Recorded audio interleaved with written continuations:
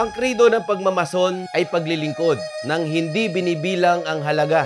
Paglilingkod nang hindi umaasa ng anumang material na gantimpala at higit sa kalwalhatian ng dakilang manlalalang.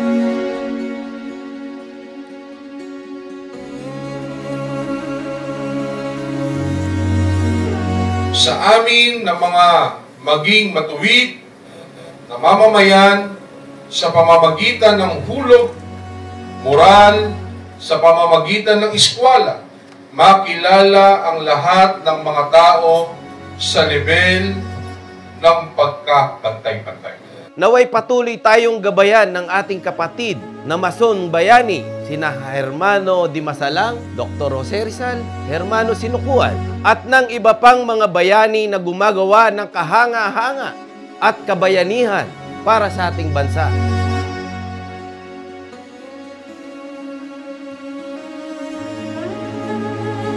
Naway matanggap natin ang gabay at karunungan mula sa ating dakilang manlalala.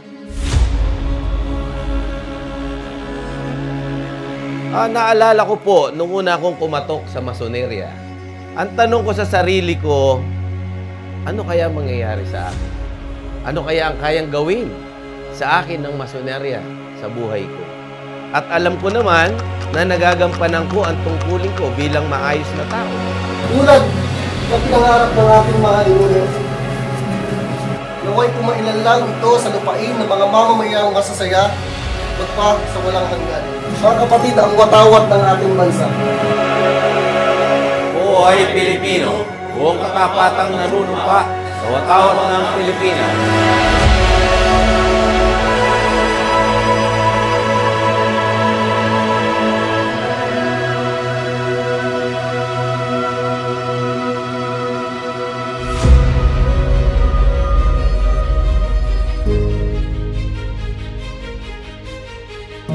Ang magtataglay ng tungkulin ito ay kailangan ang lubusang pagkaunawa niya sa mga batas ng kapatiran.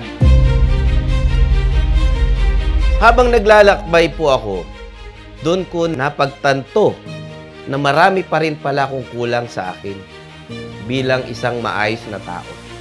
Ang dapat po pala ay maging mabuting tao araw-araw.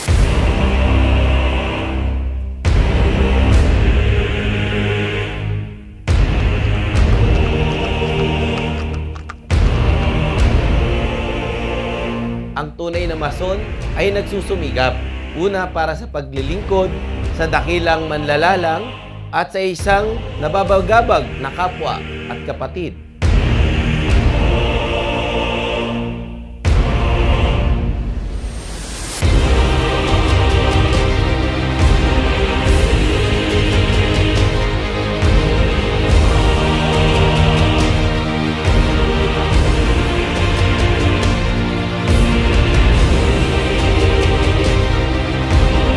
Nagmamalaki ko, ipagpapatuloy ang linya ng mga mason na ng mga nauna sa akin at masaya akong ipasa ito sa susunod na linya na karapat-dapat sa mataas na karangalan na ito.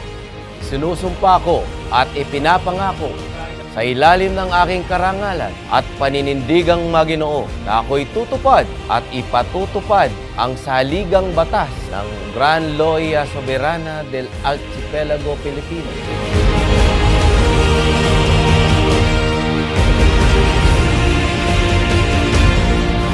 Mabuhay ang Gran Loya Soberana del Archipelago Pilipino. Mabuhay ang Loya Nilad numero 4. Mabuhay ang Masoneria Universal. Mabuhay ang Pamilya Pilipina. Dahil ang bawat isang mason ay mahalaga.